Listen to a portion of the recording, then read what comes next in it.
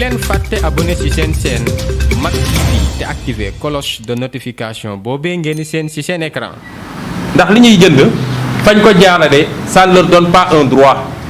bis bu fi régime changé ku ko bëgg a nangu da nga koy jëlaat ñi koy jaay nañu xam ni seen responsabilité la ñuy engagé parce que ils le font en violation flagrante de la loi de ce pays te lépp nag Macky Sall la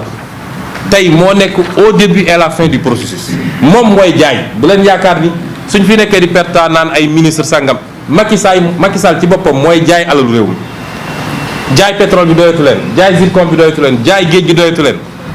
jaay corona bi sax jaay nañ ko léegi nag lii moo leen des te ñun xam nañ ni muy demee xam nañ ni ñuy jiital ci kanam lii moo lalu ci gannaaw dossier wu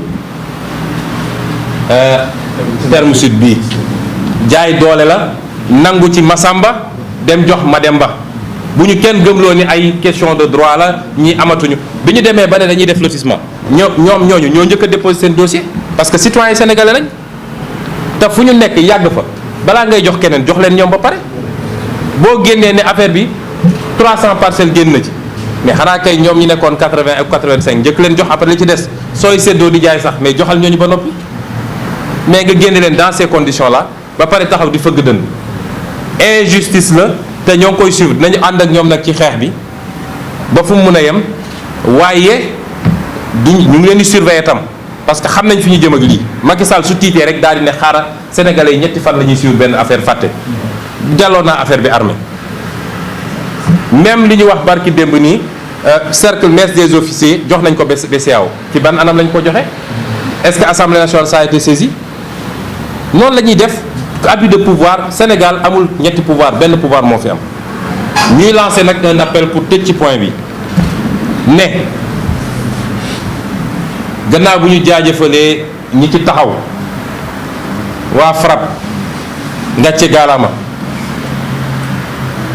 Guy Marius Sagna ak ñi mu àndal le maire Barthélémy Diaz nit ku baax nit ku jub nit ku bëgg Sénégal un digne fils du Sénégal et de Dakar ndax mënoon na ne affaire bi Wakaam la man sama mairie fii la waaye dafa dem jàpp ci ba tey moo leen fat ñu leen ni félicité di leen encouragé parce que Sénégal xeex fii ngir intérêt général rek dafa jafe nit ñi sax dañuy dem ba ne kii est-ce que wér na ñoom nag ñu nekk ci suba ngoon waaye dañoo ne dañuy lancer téléthon boobu laa bëgg a lancer appel sénégalais yépp góor ak jigéen mag ak ndaw toutes les régions confondues waa diaspora bi ñoom 100 millions la ñu soxla nañu ñaan yàlla téléthon bi ñu jëlee ci 500 millions parce que lii ku ci def sa bopp nga defal ndax dangaa def ngir yàlla dangaa def pour dimbale ñu sonn nee nañ téléthon bi defe naa Ahmed Aïdara ak Oustaz Ila Ndaw dañ ciy liggéey mooy wax Barthélémy na ci yokk benn prêtre parce que charité la pour affaire bi gën a yaatu mais ñu ngi ñaan sénégalais yépp nañ ci jàpp parce que ku ko def comme ñi waroon def ñi waroon a njaboote ñëpp uuf leen ñoom ñooy jaay doole nit ñi di leen toroxal bu leen peuple bi seen seetaan ngir yàlla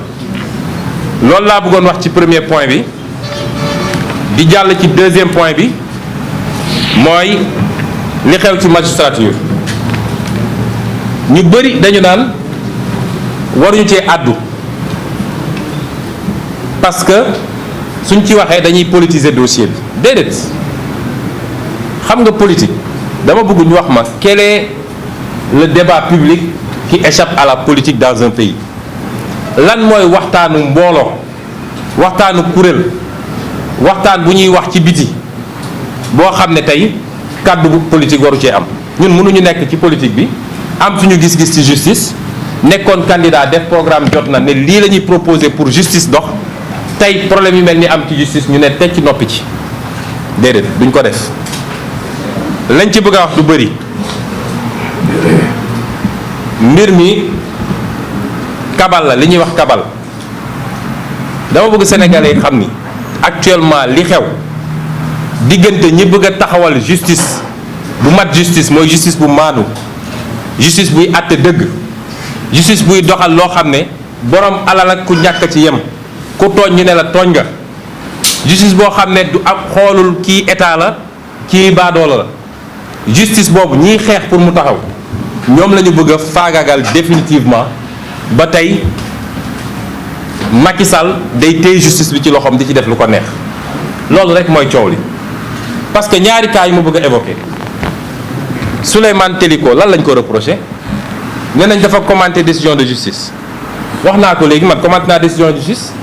te naa ko commenté waat léegi li mu wax mooy dossier Khalifa Sall cour de la CEDEAO nee na ces droits n'ont pas été respectés et notamment la présomption d'innocence defe na loolu la wax ñu ne loolu mooy commenter décision de justice ba tax ñu ne dañ koy faagagal amul benn disposition bu ñu ma mën a génneel ne bii tere nañu commenter décision de justice la ñu tere article 198 ak 199 du code pénal li ñu tere mooy li ñuy wax nga jeter le discrédit sur l'institution de la justice ou sur une décision juridictionnelle. Discrédit mooy ñu jël décision nga ñëw ne juge bi dañ ko corrompre loolu mooy discrédit nga wax loo xam ne day gàkkal juge bi mais article bi ko wax ci boppam moo njëkk a ne terewuñu commentaire technique mais li tax première année droit ñun ñuy def droit première année droit la ñuy jox commentaire d'arrêt su doon araam na doo def commentaire d'arrêt. La doctrine juridique lan moo koy andi professeur de droit yi dañuy jël benn arrêt commenté ko bind ko def ko ci ay livres wala ñu publier ko ci ay revues internationales du moins. Donc amul benn disposition légale bu tere ñu commenter décision de justice la ñu tere mooy nga gàkkal deru justice te loolu ñoom ñoo koy def gis nañ fi décision bi ñu bàyyee Aïda Ndiongue procureur bi lu mu wax dafa ne c'est une décision troublante c'est une décision surprenante et même troublante loolu mooy discrédit waaye dara fekk ko ci parce que procureur Macky Sall la mais Teliko li mu wax dara newu ci tam ñëpp mën nañ ko répéter fii dara du la ci fekk bu dee nag lañ ko bëgg a tere mooy en tant que magistrat dafa prêter serment ne il va s'abstenir de déclaration publique loolu tax ñëw bu ko conseil de discipline moom il n'a pas agi en tant que magistrat en fonction dafa agir en tant que ku jiite un syndicat de magistrats. Je vous renvoie France bi ñuy roy ñoom chaque jour ñu la France le syndicat des magistrats de France tous les syndicats des magistrats de France chaque jour ñu commenter des décisions de justice démb rek dugg naa seen site di xool parce que quand tu agis en tant que syndicaliste tu n'es plus dans la position de travail c'est pas le juge et le syndicaliste a le droit man en tant que syndicaliste ñaata yoon la commenter des lois fiscales wala des actes réglementaires à caractère fiscal pour ne d'accord ma ci lii en tant que simple fonctionnaire su ma ko defoon ñu ne ma obligation de réserve mais ñaata yoon laa ko def man en tant que syndicaliste ñaata yoon la ko syndicaliste yi def fii ñaata yoon la syndicaliste yi taxaw de ni ñu yoree ministère de l'éducation nationale baaxul kooku am na ci sañ-sañ kon li des ba am mooy deuxième cas bi muy kaawu Ngor Diop mais cas boobu c'est extraordinaire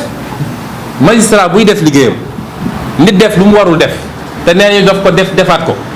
mu jàpp ko un magistrat du siège c'est pas un magistrat debout du procureur les magistrats debout sont sous la tutelle plus ou moins de la chancellerie mais magistrat du siège dafa am indépendance am te li koy garantir indépendance boobu mooy li ñuy wax le principe d'inamovibilité mooy Macky Sall mënul xëy ne dama koy affecté son ministre la nga xam ne moom mooy li gën a lu yées ci li ñu musa am ci ministre de la justice mënul xëy ne dama koy affecté loolu mënul am kon kooku di def liggéeyam ministre bi woo ko ne ko bàyyil kooku mu ne ko bàyyiwuma ko nga dem def consultation à domicile ce qui est une violation flagrante de la règle parce que un magistrat du siège pour nga affecté ko mënoo ko affecté d'abord sans son consentement loolu la loi wax mënoo ko affecté sans son consentement deuxième bi mën nga ko affecté exceptionnellement pour nécessité du service mais bu boobaa il faut d'abord consulter le conseil supérieur de la magistrature et puis il faut que ñooñu motiver pourquoi lan mooy nekk ci service bi wax ñaata temps la war a doon mais enfin il faut ñu fixer mooy temps bi wax ñu fixer kañ ñaata durée la loolu mooy les seuls cas bi nga mën a affecter un magistrat. Ça n'a pas été fait dans ce cas-là. Consultation à domicile notamment, motivation zéro, ñu xëy affecté waa ji ne ko yóbbu nañ la Thiès. te li leen di may ñu def loolu mooy gis nga tous les magistrats du siège actuellement loolu ay technique bu Macky Sall la. Macky Sall dafa c'est-à-dire ni mu ñàkkee xarañ ci ñu ñuy defaree réew noonu la xarañee ci ni ñuy fexe ba téye nit ñi dara xam ko ci ñuy defaree réew dara échec total partout. waaye ni ñuy def ba téye nit ñi jàpp adversaire politique téye magistrat yi d'une autre main justice ba mun koo instrumentaliser loolu moom xam-xam defe naa professeur de droit yëpp dañ ko war a ñëw jébbal loolu moom am na ci xam-xam. ban technique lay utiliser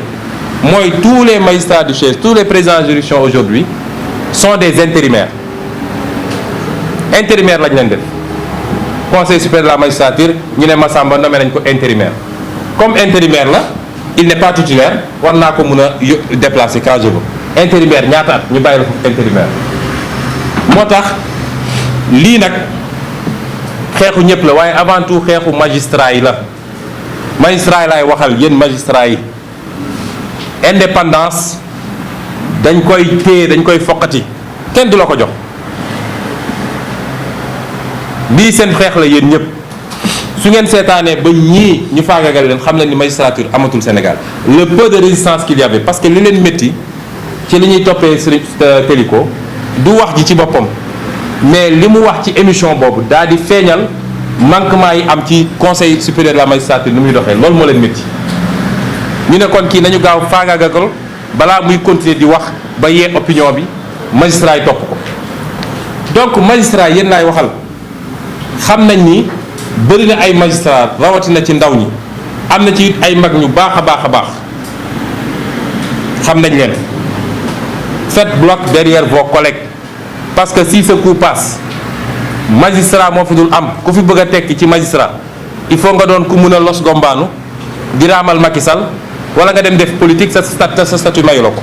waaye magistrat bu dëggu dootul am ci réew mi bu weesoo magistrat yi moo wax ni lii combat wu askan wi yëpp la parce que réew justice moo ko yokk gis nga investisseurs yi bu ñuy ñëw ci réew bokk na ci premier élément bu ñuy xool mooy naka la justice ba mel